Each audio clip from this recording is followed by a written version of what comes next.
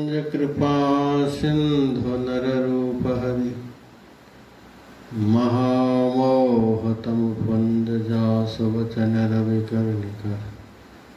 मेरा मुझ में कुछ नहीं, जो कुछ है सब तोर। तेरा तुझको सौंपते क्या लागेगा मोर। उपस्थित सत्संग प्रेमी सज्जन वृंद, माताओं तथा बहनों, साधु संत महात्मा, संसार के समस्त लोगों को, समस्त प्राणियों को सदैव सुखी देखना चाहते हैं। समस्त प्राणियों को सदैव स्वस्थ देखना चाहते हैं। लेस मात्र भी किसी को दुखी देखना नहीं चाहते। इसीलिए सदैव वे ईश्वर से प्रार्थना किया करते हैं, सर्वे भवन्तु सुखिनः, सर्वे सन्तु निरामया, सर्वे भद्राणि पश्यन्तु, मा कश्चित् दुःख भाग् भवेत्। देखना चाहते हैं सबको सुखी स्वस्थ, लेकिन देखने को मिलता नहीं है। इस बात से साधु संत महात्माओं को बड़ा कष्ट होता है। देखना चाहते हैं कुछ, देखते हैं कुछ। अपने दुख से साधु संत महात्मा कभी दुखी नहीं होते।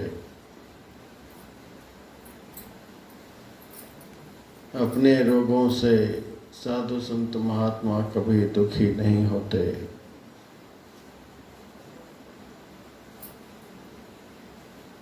वे दूसरे के दुख से, दूसरे के रोगों से दुखी होते हैं और इसी के लिए सारे जीवन उनका प्रयास रहता है।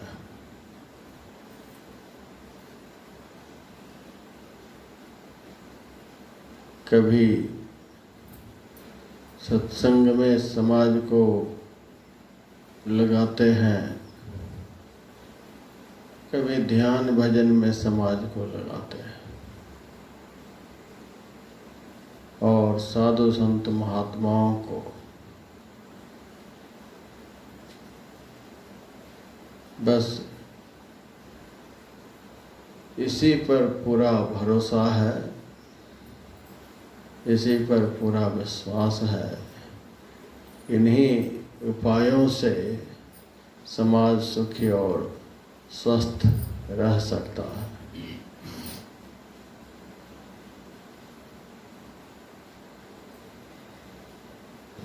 बिना भजन किए, बिना सत्संग किए समाज सुखी और स्वस्थ नहीं हो सकता।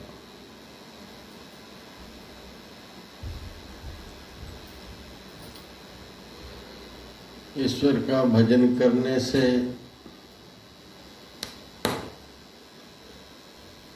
ईश्वर की चर्चा सुनने से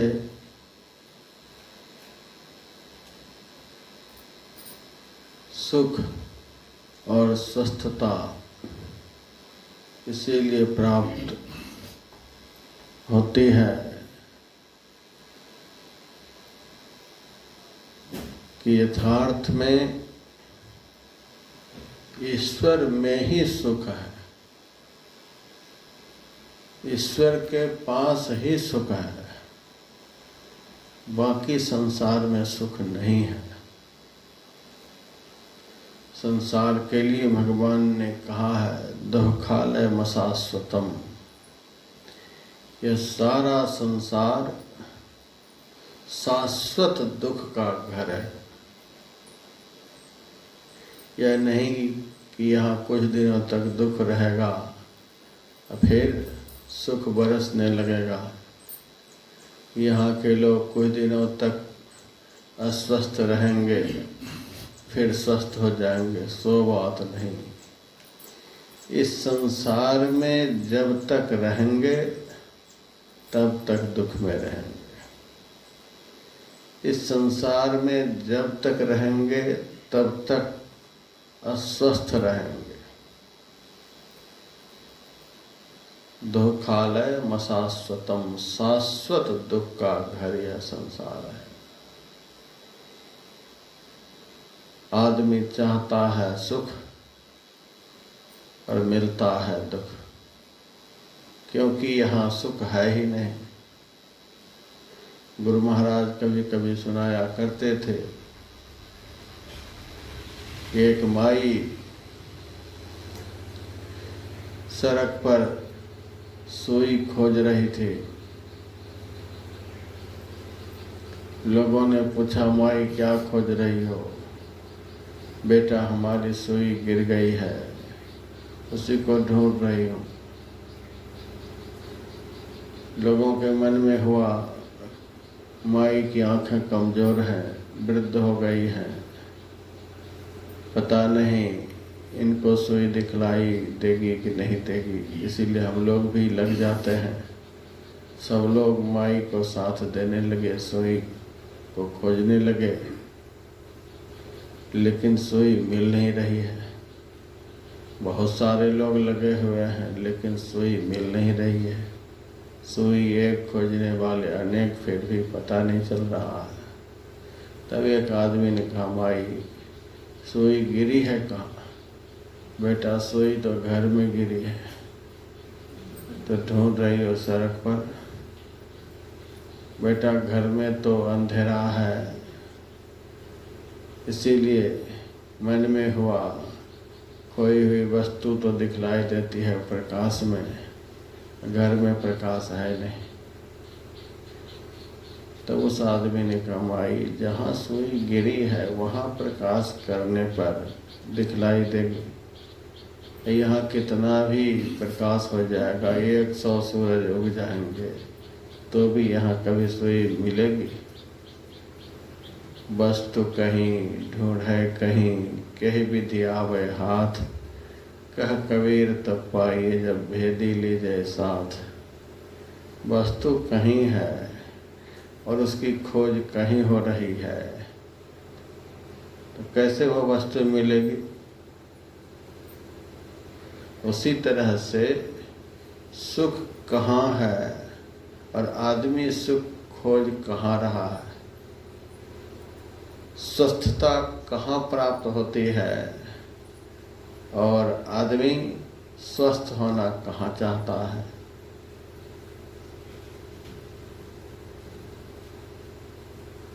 तो मन की चंचलता में दुख है और चंचल मन में ही विकार रूपी रोग उत्पन्न होते हैं। मन चंचल होता है संसार की तरफ जाने से, संसार की तरफ लगने से, संसार के विषयों का चिंतन करने से। तो यहाँ न मन शांत हो सकता है, यहाँ न मन कभी स्थिर हो सकता है, और मन के स्थिर हुए बगैर, मन को शांत हुए बगैर कभी सुख मिल नहीं सकता है, कभी मन स्वस्थ हो नहीं सकता है। सदैव हम लोग दुखी ही रहेंगे। जहाँ सुख है, जिसमें सुख है उसको जानना है और वहाँ जाना है। यह संसार शाश्वत दुख का घर है, भगवान कृष्ण ने गीता में कहा है। एक तरफ संसार है और दूसरी तरफ संसार का उल्टा परमार्थ है। दोनों में उल्टे उल्टे गुण है। संसार में शाश्वत दुख है, तो संसार का उल्टा जो परमार्थ है उनमें शाश्वत सुख है। संसार में अशांति है, तो संसार से उल्टा जो परमार्थ है उसमें परम शांति है। तो शांति परमात्मा में है, सुख परमात्मा में है, स्वस्थता परमात्मा में है। अशांति की दिशा संसार है, दुख की दिशा संसार है, रोग की दिशा संसार है। संसार की दिशा हम जहाँ हैं वहाँ से नीचे की तरफ है। परमार्थ की दिशा हम जहाँ हैं वहाँ से ऊपर है। यदि सुख को पाना चाहते हैं, शांति को पाना चाहते हैं, तो हम जहाँ हैं वहाँ से हमें ऊपर की तरफ जाना होगा, वहाँ से हमें ऊपर उठना होगा। नहीं तो वहाँ से नीचे की तरफ रहेंगे तो सारी दुनिया की दौलत आपके घर में घुसा दी जाएगी तो भी सुख नहीं मिलेगा। तो हम कहाँ हैं पहले उस स्थान का पता लगाएं। यहाँ यदि भक्तों से पूछा जाए बताओ तुम कहाँ हो, जो बढ़िया से सत्संग नहीं किए हैं, अब बढ़िया से सत्संग नहीं सुने हैं, वे कुछ का कुछ जवाब देंगे। कबीर साहब की वाणी में है, इस तन में मन कहाँ बसत है, निकस जाए कही ठौर, गुरुगम है तो परख ले, नातर कर गुरु और। इस शरीर के भीतर में मन कहाँ रहता है और किस रास्ते होकर यह मन शरीर के अंदर से बाहर की तरफ जाता है, कौन सा रास्ता है। यदि पक्का गुरु मिला है, ज्ञानी गुरु मिला है, ऐसे रजिस्टर मोटा करने वाला मिल गया है, संख्या बढ़ाने वाला मिल गया है, तब कोई बात नहीं। यदि भेदी गुरु जीवन में मिल गया है तो उनसे जाकर के पूछो, इस 3.5 हाथ के शरीर में हमारा मन कहाँ रहता है और 3.5 हाथ के शरीर के अंदर से मन बाहर की तरफ किस रास्ते से जाता है। यदि इस बात को गुरु जी बतला दें तब तो ठीक है, नहीं तो गुरु जी को नमस्कार कर लो और कोई ऐसे सद्गुरु की शरण में जाओ जो इस बात को बढ़िया से बतला सके। जहाँ मन का निवास होता है वहीं पर चेतन का भी निवास होता है, वहीं पर जीव का भी निवास होता है और जीव की चेतन शक्ति को साथ लेकर मन बाहर को निकलता है। तो जीव भी मन के साथ ही चलता है, क्योंकि जीव की जीवनी शक्ति के बिना मन चल नहीं सकता, क्योंकि मन जड़ है, जीव चेतन है। अधोमुखी जीव जो होता है वह मन के साथ चलता है और ऊर्ध्वमुखी जीव जो होता है उसके साथ मन चलता है। ऊर्ध्वमुखी जीव के साथ मन चलता है और अधोमुखी जीव मन के साथ चलता है। तो मन संसार की तरफ चलता है, तो संसार की तरफ चलने वाले मन के साथ जो जीव होता है वह दुखी जीव कहलाता है। और जीव स्वतंत्र रूप से जब चलता है तो सुख की दिशा में चलता है। जीव का मूल स्रोत ऊपर है, ब्रह्मांड की ओर है, और उस जीव के साथ जब मन चलता है तो वह सुखी जीव कहलाता है। मन के साथ चलने वाला जीव दुखी जीव कहलाता है, और मन जिस जीव के साथ चलता है वह जीव सुखी जीव कहलाता है। तो साधु संत महात्मा के पास संसार का कुछ नहीं होता है तो भी साधु संत महात्मा सुखी नजर आते हैं, कारण कि साधु संत महात्मा के पीछे पीछे मन चलता है और हम लोगों के आगे आगे मन चलता है और हम उनके पीछे पीछे चलते हैं। जैसे मालिक के पीछे नौकर चलता है, अभी नौकर हमारा मालिक बन रखा है, और जब बढ़िया से ध्यान लगाएंगे, चेतना का ऊर्ध्वगमन होगा, तब यथार्थ में मालिक के पीछे नौकर चलेगा। अभी नौकर के पीछे मालिक, ऊर्ध्वमुख होने पर मालिक के पीछे नौकर, और ऐसा ही होना चाहिए, लेकिन ऐसा अभी हो नहीं पा रहा है। तो अधोमुखी जीव जो होता है वह मन के पीछे चलता है। तो अधोमुखी जीव कहाँ से कहलाता है? तो मन और जीव का जागृत अवस्था में एक ही जगह पर निवास होता है।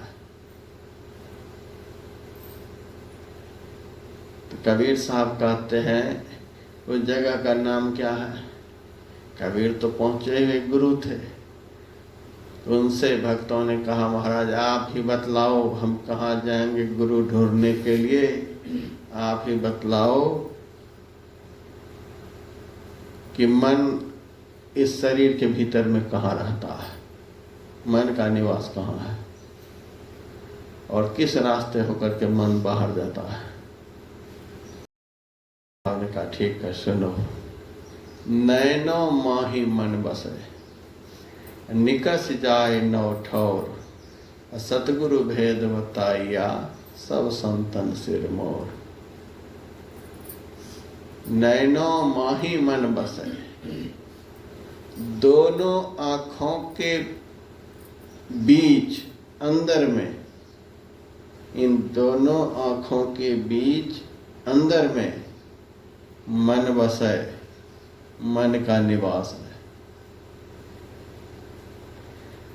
और हमारे गुरुदेव ने इसी को कहा, मन तुम बसो तीसरो नैना मह, अतः से चल दीजो रे। हे मन, तुम तीसरी आंख में रहते हो। दो आंख तो दुनिया के लोग देखते ही हैं, लेकिन दो ही आंखें नहीं हैं, तीन तीन आंखें सबके पास में है।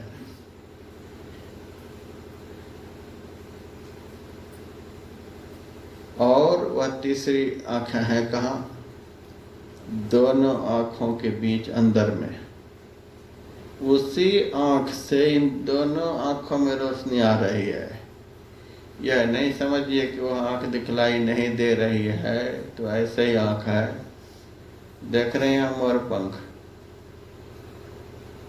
उस पंख के ऊपर आंख का चिन्ह बना हुआ है, उस आंख से दिखलाई नहीं देता है।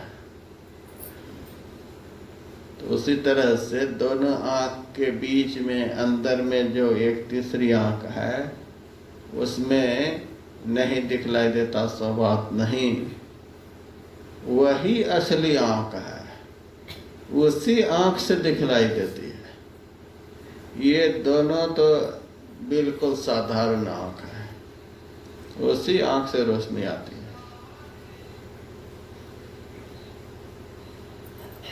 एक कमरा है, कमरे में 2 खिड़कियां हैं। एक खिड़की के सामने आप पेट्रोमैक्स जला करके रख दीजिए, तो आप देखेंगे एक ही खिड़की होकर के रोशनी बाहर निकलेगी। लेकिन आप दोनों खिड़कियों के बीच में पेट्रोमैक्स रख दीजिएगा तो दोनों खिड़कियों होकर के बराबर बराबर रोशनी निकलेगी। उसी तरह से हमारी दोनों आंखों में जो बराबर बराबर रोशनी निकल रही है, इसका कारण है कि दोनों आंखों के ठीक बीच में एक तीसरी आंख है, उसको शिव नेत्र कहते हैं। ठीक उसी आंख से रोशनी दोनों आंख में आ रही है, तो दोनों आंखें बराबर बराबर देखती हैं। कभी कभी किसी को आंख से नहीं दिखलाई देने लगती है, डॉक्टर के पास जाते हैं, डॉक्टर जांच करके कहता है जिस नाड़ी हो करके रोशनी बाहर निकलती है वह नस सूख गया है, अब वह रोशनी बाहर नहीं निकल पा रही है, तो इस आंख से दिखलाई नहीं पड़ती है। नस सूख गया तो बाहर रोशनी आती ही नहीं। अथवा किसी को मोतियाबिंद की बीमारी हो जाती है, तो जिस होकर के रोशनी बाहर निकलती है ठीक उसी रास्ते पर एक पत्थर जैसा मांस परत पड़ जाता है, तो रोशनी बाहर नहीं निकल पाती है, तो नहीं दिखलाई देती है। फिर उसका ऑपरेशन हो जाता है तो रोशनी बाहर निकलने लग जाती है। इससे सिद्ध होता है कि आँख में रोशनी नहीं है, आँख में अंदर से रोशनी आ रही है, दोनों आँखों में अंदर से रोशनी आ रही है। तो दोनों आँखों के बीच में रोशनी का केंद्र है, उसी को तीसरी आँख कहते हैं। तो वहीं से दोनों आँखों में रोशनी आ रही है। तो जहाँ से दोनों आँखों में रोशनी आ रही है, ठीक उसी स्थान को 10वां द्वार कहा जाता है, शिव नेत्र कहा जाता है, तीसरा तिल कहा जाता है, बिंदु कहा जाता है, आज्ञा चक्र कहा जाता है। उस स्थान का बहुत नाम है। वहीं पर जागृत अवस्था में जीव का निवास है और वहीं पर जागृत अवस्था में मन का भी निवास है। तो वही कबीर साहब कहते हैं, नैनो माही मन बसे। इन दोनों आँखों के अंदर जो तीसरी आँख है, मन का निवास जागृत अवस्था में वहीं पर है और वहीं से मन नीचे की तरफ जाता है। तो किस रास्ते होकर के जाता है? तो कहते निकस जाए 9 ठौर। मन को अंदर से बाहर जाने के लिए इस शरीर में 9 रास्ते हैं। एक रास्ता हो तो निकलने में देर भी लगे, और 9 रास्ते हैं, इसीलिए अंधाधुंध भागता है। तो 9 रास्ते मन को अंदर से बाहर निकलने के लिए कौन कौन से हैं? 2 आँखें हैं, 2 कान, नाक के 2 छिद्र, 1 मुंह और 2 मलमूत्र विसर्जन के रास्ते। इसी को 9 द्वार कहते हैं। इन्हीं 9 द्वार होकर के रहता है मन 10वां द्वार में और निकलता है बाहर 9 द्वार होकर। बाहर जाने के लिए 9 रास्ते हैं, नीचे की तरफ जाने के लिए 9 रास्ते हैं, संसार की तरफ जाने के लिए 9 रास्ते हैं, विषय की तरफ जाने के लिए 9 रास्ते हैं, दुख और अशांति की तरफ जाने के लिए 9 रास्ते हैं, लेकिन इन सब से छूटने के लिए एक ही रास्ता है। उस रास्ता का नाम 10वां द्वार है। जहां से वह रास्ता शुरू होता है, 10वां द्वार में प्रवेश होने का रास्ता जहां से शुरू होता है, 10वां द्वार में जहां से प्रवेश होता है, उस प्रवेश द्वार का ही नाम सुषुम्ना है। एक ईड़ा नाड़ी है, दूसरी पिंगला नाड़ी है। दोनों नाड़ियों के ठीक बीच में सुषुम्ना नाम की नाड़ी है। सुषुम्ना ही 10वां द्वार में प्रवेश कराने वाला द्वार है। वहीं से अंदर की तरफ प्रवेश होता है। उस आरंभिक द्वार का नाम सुषुम्ना है और उसी को संतों ने सामान्य भाषा में सुखमना कहा है। सुखमना का साधारण अर्थ होता है जहाँ स्थिर होने पर मन को सुख मिलने लग जाता है। जहाँ स्थिर होने पर सुख मिले उस स्थान को सुखमना कहते हैं। 9 द्वार में से किसी भी द्वार में मन रहेगा, उस मन को दुख मना कहा जाता है। मन को कभी सुख नहीं मिलेगा। और 10 यदि मन रहे तो उस मन को सुख मना कहते। मन को सुख मिलने लग जाता है। उस द्वार को देखने से भी सुख मिलता है। लेकिन ऐसा दुर्भाग्य है कि हम रहते हैं इस शरीर में वहीं पर, लेकिन हमें उस स्थान का ज्ञान ही नहीं है। ज्ञान इसीलिए नहीं है कि उस द्वार का दर्शन होता है तब जब चेतना का ऊर्ध्वगमन होता है।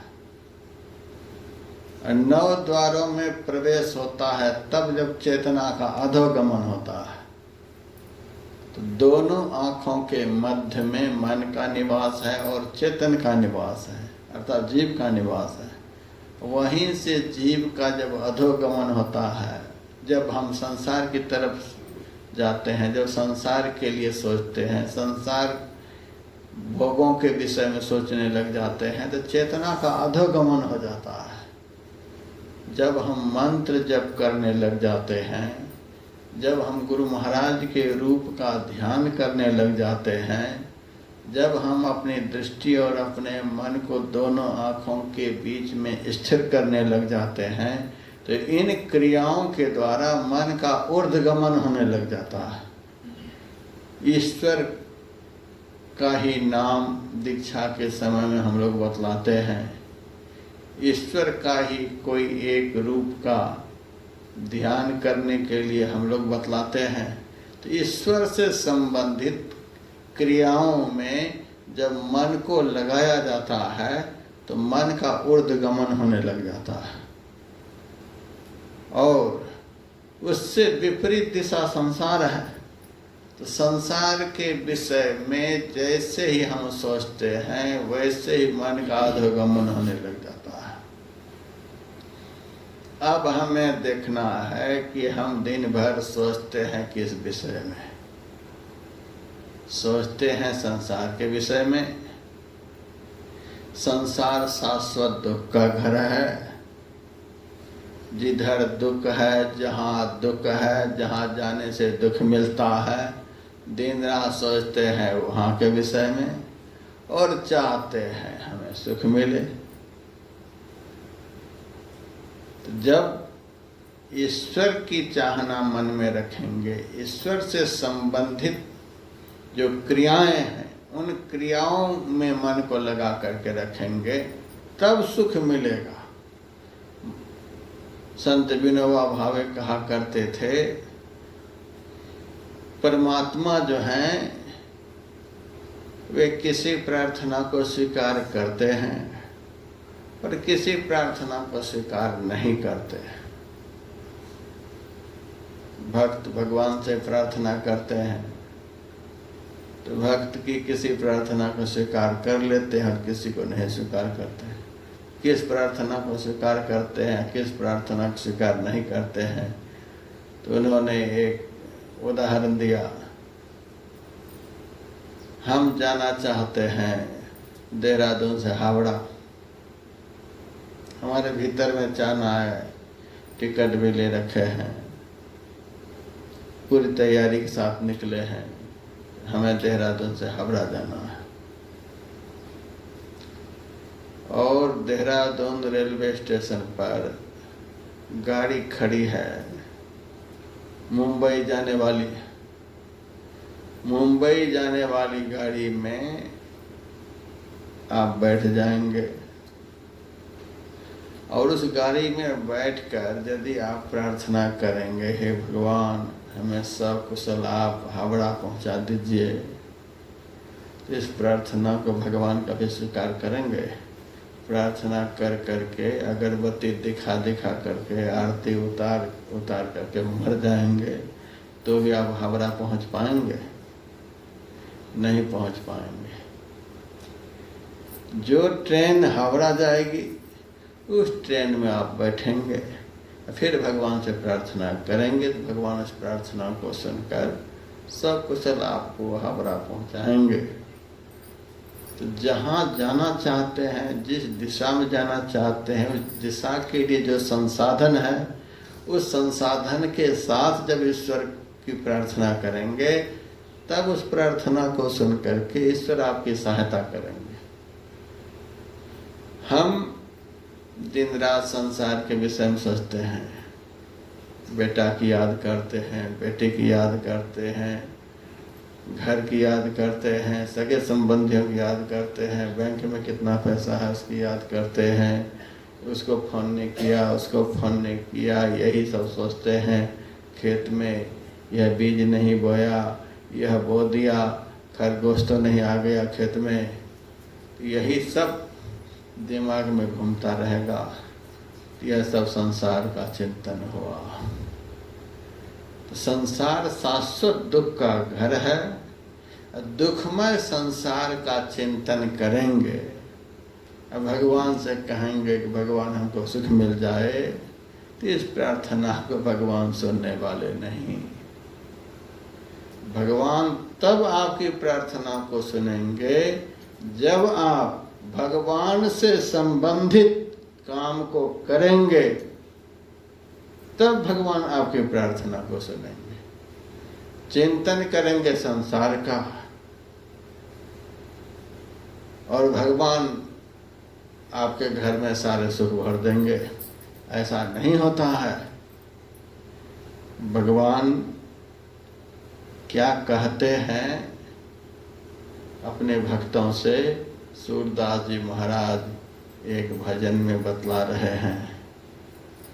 जो जन ऊधो मोहि न बिसरे, ताहि न बिसारों छिन एक घड़ी। सुन रहे हैं? बढ़िया से सुनिए इसको। जो जन ऊधो मोहि न बिसरे, ताहि न बिसारों छिन एक घड़ी। हे उद्धव, जो भक्त मुझे कभी भी नहीं भूलता है, उस भक्त को मैं भी कभी भी नहीं भूलता। देख लो ये कैसी बात है। जो भक्त हमको कभी भी नहीं भूलता है, उस भक्त को मैं भी कभी भी नहीं भूलता। जो मोहि भजे भजों में वाको, जो मेरा भजन करता है उसका भजन मैं करता हूँ। कल न परत मोहि एक घड़ी, जो मेरा भजन करता है उनको देखे बगैर, उनसे मिले बगैर, उनके दुख को मिटाए बगैर हमको एक क्षण के लिए शांति नहीं मिलती है। काटों जन्म जन्म के फंदा, राखों सुख आनंद करी। जन्म जन्म के दुख के फंदा को खत्म कर देंगे, राखों सुख आनंद करी। जब भगवान की याद करेंगे तब तो। हमारे गुरु महाराज से एक भक्त ने कहा, सरकार मेरे ऊपर दया की जाए। गुरु महाराज ने कहा, कुछ पढ़े लिखे भी हो? हाँ महाराज, पढ़ा लिखा तो हूँ। तो ठीक है, बताओ दया शब्द में कितने अक्षर हैं? कहा, दया शब्द में तो 2 ही अक्षर हैं। कौन कौन से? द और य आकर दया। गुरु महाराज ने कहा, इन दोनों अक्षरों को उलट करके बतलाओ क्या होता है? कहा, गुरु महाराज दया का उल्टा तो याद होती है। तो गुरु महाराज ने कहा, तुम याद करते रहो और हम दया करते रहेंगे। यहाँ से जाओ, मेरी याद करते हुए जाओ, तो हम भी तुम्हारे साथ साथ ही जाएंगे। शरीर भले मेरा यहाँ पर है, लेकिन हमारा स्नेह, हमारा प्यार सदैव तुम्हारे साथ रहेगा। तुम जाओ। याद ही दया का रूप धारण कर लेती है। आप याद करते रहें और गुरु महाराज आपके ऊपर दया करते रहेंगे। आप भगवान की याद करते रहें, भगवान आपके ऊपर दया करते रहेंगे। तो याद करें दुनिया की, दया करेंगे भगवान। ऐसा नहीं होता है। ऐसी प्रार्थना को भगवान स्वीकार करने वाले नहीं। भगवान को भी लोग चकमा में डालना चाहते हैं, साधु महात्मा को भी लोग मूर्ख बनाना चाहते हैं। महाराज कृपा करो, तो महाराज तो कृपा करते ही हैं। हम तो कृपा करते ही हैं। हम तो सबका सुख चाहते हैं, सबकी शांति चाहते हैं, सबका कल्याण चाहते हैं। आप, मैंने जो मंत्र बतलाया है, जिस तरह से ध्यान करने के लिए बतलाया है, वह काम करो। वह तो महाराज करते ही रहते हैं, आप दया कर दो। हम तो करते ही रहते हैं, हम तो नाम लेते ही रहते हैं। साधु की आंख में भी धूल झोंकने के लिए दुनिया नहीं छोड़ती है। भगवान का नाम ले रहे हैं और उनको सुख नहीं मिल रहा है, यह कैसी बात है?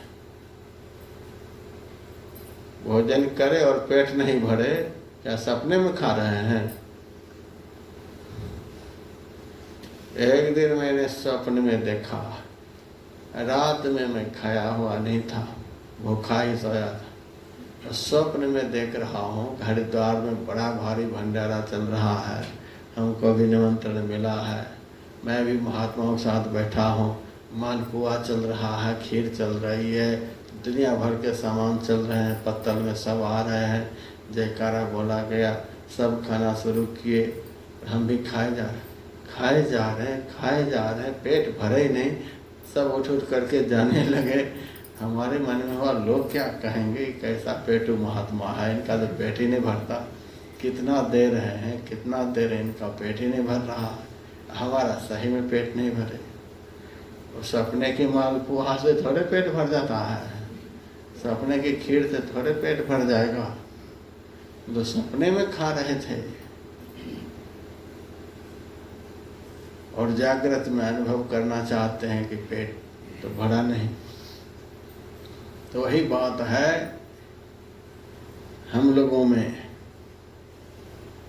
महाराज, हम तो भजन करते ही रहते हैं, हम तो भजन करते रहते हैं, हम तो नाम जपते रहते हैं, ये सब करते रहते हैं, तो भी आपका दुख नहीं चल रहा। लगता है सपने में भजन कर रहे हैं, जगे हुए में तो भजन होता है नहीं।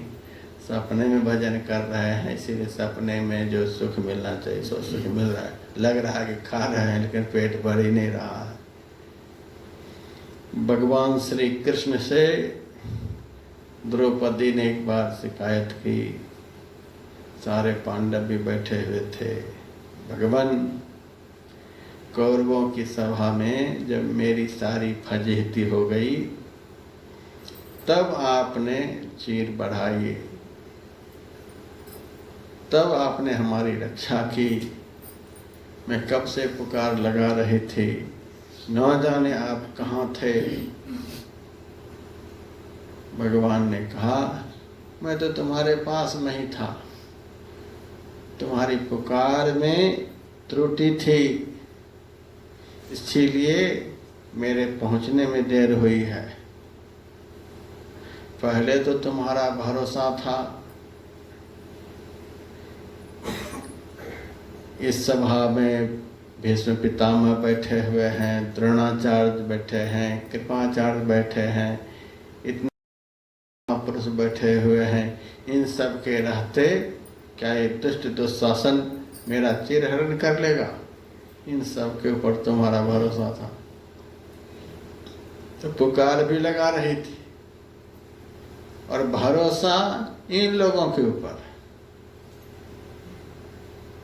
भरोसा किसी के ऊपर, पुकार किसी की। उसके बाद उन लोगों ने जब तुम्हारी रक्षा नहीं कर पाई तब तुम लोगों का भरोसा हुआ पांडवों के ऊपर।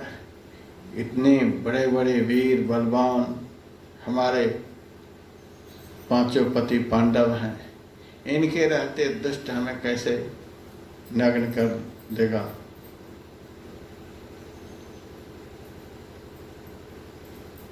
तब भी मैं चुपचाप खड़ा था। जब आदमी की पुकार में भक्ति में त्रुटि होती है तो त्रुटिपूर्ण भक्त के सामने मैं खड़ा रहता हूँ, टस से मस नहीं होता। खड़ा तो रहता हूँ लेकिन हमारे में कोई प्रतिक्रिया नहीं होती है। अच्छा देखता हूँ क्या सब होता है, कब इनका मेरे ऊपर भरोसा होता है यह देखता हूँ। उसके बाद जब तुम्हारे पांचों पति ने भी तुम्हारी सहायता नहीं की तब पुकार तो लगा रही थी, लेकिन अपने शरीर के बल पर भरोसा था। दोनों हाथों से अपने साड़ी को पकड़ रखी थी और कह रही थी, दुख हरो द्वारिका नाथ शरण में तेरी। तब भी मैं चुपचाप खड़ा था। अभी भी तुमको अपना भरोसा है। हम लोग प्रतिदिन प्रार्थना में गाते हैं, पर निज बल कछु नाही है, जही बने सहाई। हे गुरुदेव, मेरे पास न तो किसी दूसरे का बल है न अपना कोई बल है। पूरी तरह से सरेंडर हो जाए। पर निज बल कछु नाही है। तुमको उस समय अपने शरीर के बल का भरोसा था। दोनों हाथों से साड़ी को पकड़ रखी थी और पुकार रही थी, दुख हरो द्वारिका नाथ शरण में तेरी। तब भी मैं खड़ा था। उसके बाद कहाँ 10,000 हाथी का बल, कहाँ एक अबला नारी कैसे साड़ी को पकड़ रखेगी। तब एक हाथ से साड़ी को तू पकड़ रखी थी और एक हाथ ऊपर उठाकर, दुख हरो द्वारिका नाथ शरण में तेरी। तब भी मैं खड़ा था। अभी भी कुछ बाकी है। जब झपट्टा मारने लगा, साड़ी को खींचने लगा, तब तूने देख लिया कि अब शारीरिक बल से काम नहीं चलेगा। अब तो जो होना होगा सो होगा। दोनों हाथों को ऊपर उठा दिया, दुख हरो द्वारिका नाथ शरण में तेरी। लेकिन तब भी मैं खड़ा ही था। द्रौपदी कहती है, तब आप क्यों खड़े थे जब मैंने दोनों हाथों पर उठा दिया? कहा, तू क्या कह रही थी? दुख हरो द्वारिका नाथ शरण में तेरी। मैं तो तुम्हारे पास में ही था, तो कह रहे थे दुख हरो द्वारिका नाथ, तो हमें हस्तिनापुर से द्वारकापुर जाना पड़ा और फिर वहां से वापस आना पड़ा। यही देर हो गई। इतना कारण था तुम्हारी पुकार के पीछे, इसीलिए देर हुई। जैसे ही तुम्हारे मुंह से हृदय शब्द का प्रयोग हुआ, हे हृदय, हे अंतरात्मा, हे घट घटवासी, सबके हृदय में निवास करने वाले, वैसे ही मैं कब प्रकट हो गया तुमको भी पता नहीं चला होगा। एक कवि ने लिखा है, सारी में नारी है कि नारी में सारी है, कि सारी ही नारी है कि नारी ही सारी है। भगवान सारी के ही रूप बन गए। भगवान तो अनंत है, अखंड है। भगवान ने ही जब सारी का रूप धारण कर लिया तो उस अनंत सारी का अंत कौन कर सकता है? सारी को खींचते खींचते 10,000 हाथी का बल रखने वाला दुशासन थक गया, मूर्छित होकर के गिर गया, लेकिन द्रौपदी को नग्न नहीं कर सका, क्योंकि वह सारी अनंत हो गई, क्योंकि भगवान ने ही सारी का रूप धारण कर लिया। भगवान नहीं है। ये किस युग की बात है? आज से लगभग 5,500 वर्ष की बात है। यह सत्य घटना है। तो जो भगवान द्रौपदी की रक्षा की है, क्या वे भगवान आज नहीं है? और कोई दुनिया में रहे चाहे नहीं रहे, लेकिन भगवान है, और इसी का नाम विश्वास है।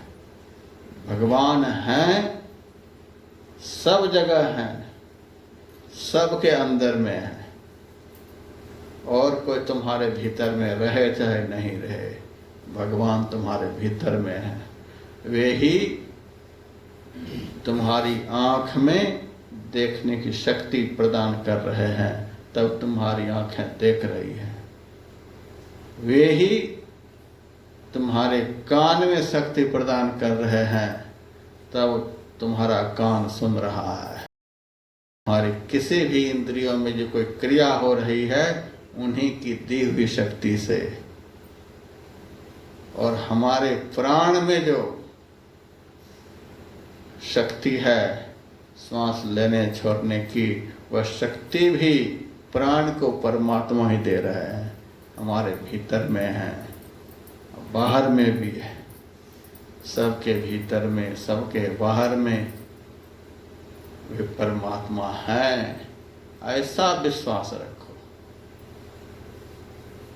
ऐसा विश्वास है। लोग कह देते हैं हमको तो भगवान पर पूरा भरोसा है, भगवान पर हमारा पूरा विश्वास है। झूठ भी बोल रहे हैं, झूठ भी बोल रहे हैं, कम नहीं बोलते हैं, सारे दिन बोलते ही रहते हैं। यह भी कहते हैं हमें भगवान पर पूरा भरोसा है, पूरा विश्वास है। तो तुम्हें यह विश्वास नहीं है कि हम जो झूठ बोल रहे हैं तो भगवान सुन रहे हैं? किससे झूठ बोल रहे हो? जासन कर्म छिपावत हो, और देखत है घट में घर छाए। जिनसे तो अपने कर्म का छिपाव कर रहे हो, वे तुम्हारे भीतर में ही बैठे हुए हैं। किनसे छिपाव कर रहे हो? भगवान के नेत्र वेद में बतलाया गया है। सूरज है, चंद्रमा है। दिन में कोई कर्म करोगे तो सूरज की आंख से देखेंगे, रात में कोई कर्म करोगे चंद्रमा की आंख से देखेंगे। 2400 घंटे हमको देख रहे हैं, तो भी इधर उधर करने में डर नहीं लगता है। तो ये नकली विश्वास है। पक्का विश्वास तब माना जाएगा जब 2400 घंटे हमें कोई भी अशुभ कर्म करने में डर लगे कि भगवान देख रहे हैं। भगवान देख रहे, यहाँ भी हैं, अंदर में भी हैं, बाहर में भी हैं। जिनके साथ छल कपट कर रहे हैं उनके भीतर में भी हैं। सबके भीतर में भगवान है, सबके बाहर में भगवान है। इसीलिए कोई भी अशुभ कर्म करने में हमें डर लगे तब समझो कि विश्वास हुआ। डर है ही नहीं, सब कुछ किए चले जा रहे हैं, ये नकली विश्वास है। नकली विश्वास की सुनवाई नहीं होती है, असली विश्वास होना चाहिए। एक महात्मा जा रहा था भिक्षा के लिए, तो रास्ते में सिनेमा का पोस्टर दीवार पर चिपका हुआ था। तो महात्मा कुछ चंचल प्रकृति का था, मोबाइल सब देखने वाला था, तो उनका ध्यान चला गया चित्र पर। और चित्र पर ध्यान गया तो चित्र का प्रभाव चरित्र पर पड़ता है। चित्र देखेंगे, जिस तरह के चित्र को देखेंगे वैसा ही चरित्र बनेगा। ध्यान बने नहीं बने कोई टेंशन की बात नहीं, लेकिन गुरु महाराज का चित्र जितने गुरु महाराज से दीक्षित लोग हैं अपने साथ में रखें। यहाँ के बहुत सारे भक्त लॉकेट लेकर के रखते हैं। किस लिए रखते हैं? जंतर पहने हुए हैं कि भूत नहीं लगेगा, इसलिए लॉकेट पहने हैं। भूत भगाने के लिए नहीं, नहीं। कभी कभी मन की चंचलता के कारण ध्यान से गुरु महाराज हट जाएं, गुरु महाराज का चिंतन नहीं होने लगे, उस वक्त लॉकेट में गुरु महाराज को देखिए कि हाँ गुरु महाराज ऐसे हैं। जब ध्यान इधर उधर भटकने लग जाए तो उस भटकते समय गुरु महाराज को देखिए, तो गुरु महाराज का स्मरण हो आएगा, गुरु महाराज हमारे ऐसे हैं। तो हर वक्त गुरु महाराज का चिंतन, हर वक्त गुरु महाराज का चिंतन, यही चिंतन एक दिन ध्यान में भी दर्शन कराएगा।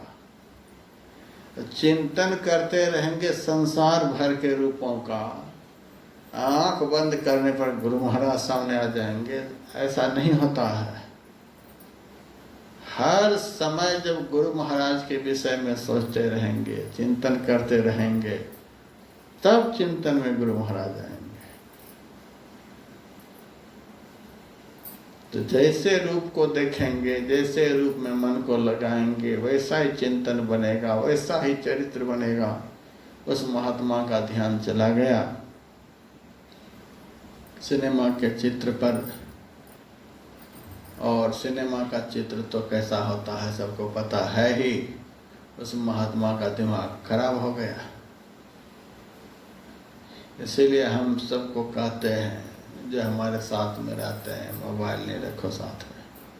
मोबाइल नहीं देते हैं, हमारे साथ के ऐसे हैं जो भीतर से मेरे ऊपर कोड़ते रहते हैं। हमको मोबाइल नहीं देते हैं, और मोबाइल भी साधारण नहीं चाहिए जिसमें सारा सिनेमा सर्कस रहता है। तो नाराज रहते हैं, तो नाराज ही कोई बात नहीं, लेकिन जब तक बचेंगे तब तक तो महात्मा ही बना करके रखेंगे, प्रेत थोड़े बनने देंगे। तो नाराज हो जाते हैं। तो चित्र का प्रभाव चरित्र पर पड़ता है। जैसा चित्र देखा जाएगा वैसा ही चरित्र बनेगा। इसीलिए घर में टीवी है कोई बात नहीं, रहने दो, लेकिन देखो नहीं, भजन नहीं बनेगा। टीवी के चित्रों को देखते रहोगे, भजन नहीं बनेगा। छोटे छोटे बच्चे के हाथ में आजकल माँ बाप बड़ा बड़ा मोबाइल पकड़ा देता है।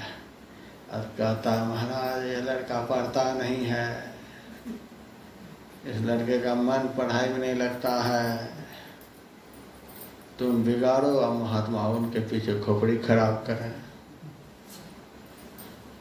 मोबाइल महात्मा ने दिया है, तुम महात्मा दो उनके दिमाग खराब करने के लिए, और फिर महात्मा की खोपड़ी खाने के लिए पहुंच जाओ, महाराज वार्ता नहीं है, तो बच्चे के हाथ में मोबाइल दिए हो गेम खेलने के लिए, दिन भर क्या क्या देखते रहता है, तो ध्यान तो केंद्रित हो गया मोबाइल पर, पढ़ाई में कैसे मन लगेगा।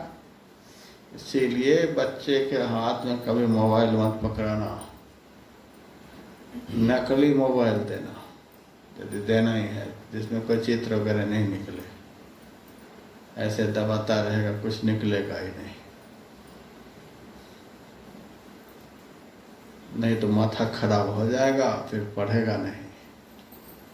तो टीवी मत देखो न दिखलाओ, मोबाइल से प्रेम बहुत कम रखो, यदि ध्यान भजन करना है तो, नहीं तो कोई बात नहीं, कोई बात नहीं। तो महात्मा का दिमाग खराब हो गया, अब दिमाग जब खराब हो गया तो देखेगा क्या हो, तो सिनेमा ही देखना चाहेगा। अब उसके मन में होने लगा कि सिनेमा देखूं, सिनेमा देखूं। तो एक मन उनका कहता है कि साधु करके सिनेमा क्या देखेगा, लोग क्या कहेगा, और दूसरा मन कहे अरे जो होगा देख लिया जाएगा, जो होगा देख लिया जाएगा, यहाँ भी रोटी खाते ही हैं, भीतर भी जाएंगे तो रोटी मिलेगी ही, थोड़ी मोटी पतली में अंतर रहेगा, तो कोई बात नहीं, तो वहाँ भी खाएंगे, बाहर रहें तो भी कोई दिक्कत नहीं, भीतर रहें तो भी दिक्कत नहीं। तो मन बड़ा पापी है, बुरा संस्कार जब मन पर पड़ा हुआ रहता है तो गलत काम करने के लिए वो रोकता नहीं, प्रेरित करता है। अच्छा काम का संस्कार मन पर रहता है तो गलत काम करने से संस्कार रोकता है। एक मन कहे देख लो, एक मन कहे नहीं देखो, आखिर गलत संस्कार प्रबल हो गया, चला गया सिनेमा हॉल के पास।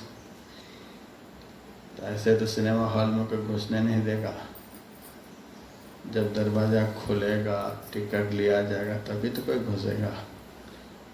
सिनेमा हॉल के डायरेक्टर से वो महात्मा कहता है कि देखो जी, हमारा मन कहता है सिनेमा देखने के लिए, लेकिन कपड़ा ये लाल है, आदमी देखेगा क्या कहेगा, महात्मा होकर सिनेमा देखता है तो बड़ी शर्म आती है, लेकिन सिनेमा तो देखूंगा मैं जरूर।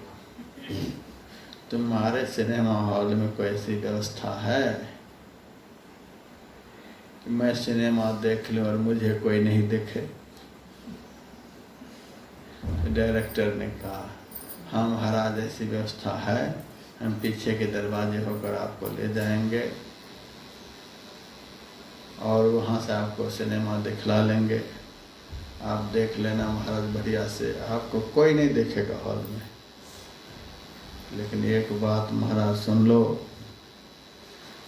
दुनिया की निगाहों से बचाने वाला दरवाजा तो इस सिनेमा हॉल में है, लेकिन दुनिया बनाने वाले जो परमात्मा हैं उनकी आँखों से बचाने वाला दरवाज़ा एक भी नहीं है। तो दुनिया की निगाहों से तो मैं बचा लूँगा इस हॉल में, लेकिन दुनिया बनाने वाले की निगाह से नहीं बचा पाऊँगा। तो दुनिया बनाने वाले की निगाह से यदि तुम बच सकते हो तो इधर के लोगों से तो मैं बचा लूँगा, आ जाओ। वह महात्मा डायरेक्टर के चरणों पर पड़ गया, आप धन्य हो। एक साधारण सिनेमा दिखलाने वाला डायरेक्टर, एक संसारी आदमी इतना विश्वास रखता है कि ईश्वर की निगाह से कोई नहीं बच सकता है। ईश्वर सबको देख रहे हैं, सब जगह हैं। सहस्र शीर्षा पुरखः सहस्राक्ष सहस्रपात स भूमिगुं सर्वतः स्फुर्त्वा तिष्ठत् दशांगुलं वेद में लिखा हुआ है, अनंत सिर हैं, अनंत पैर हैं, अनंत नेत्र हैं, अनंत मुख हैं, सब कुछ अनंत अनंत उस परमात्मा को हैं, सब देख रहे हैं, सबको देख रहे हैं, सबको देख रहे हैं, सब कुछ देख रहे हैं, सब जगह देख रहे हैं। ऐसा पक्का विश्वास जिसके दिल में है, उसकी सहायता परमात्मा करते हैं। जब सब जगह देख रहे हैं, ऐसा पक्का विश्वास है, तो फिर घबराने क्या बात है। जिनको परमात्मा देख रहे हैं, उनको फिर कौन देख सकता है। जिनको परमात्मा नहीं देखते, उनको तो कोई भी देख लेगा। एक बहुत बड़ा फकीर था इब्राहिम, वह जा रहा था कहीं, उनके साथ में एक चेला भी था।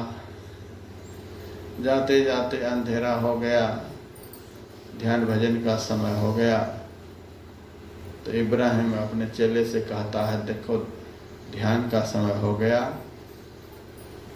अब हम यहाँ ध्यान करेंगे बैठकर, फिर चलेंगे। ठीक है, कोई बात नहीं।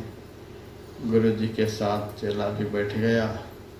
जंगल था चारों तरफ, एक दहाड़ता हुआ शेर इब्राहिम की तरफ ही चला।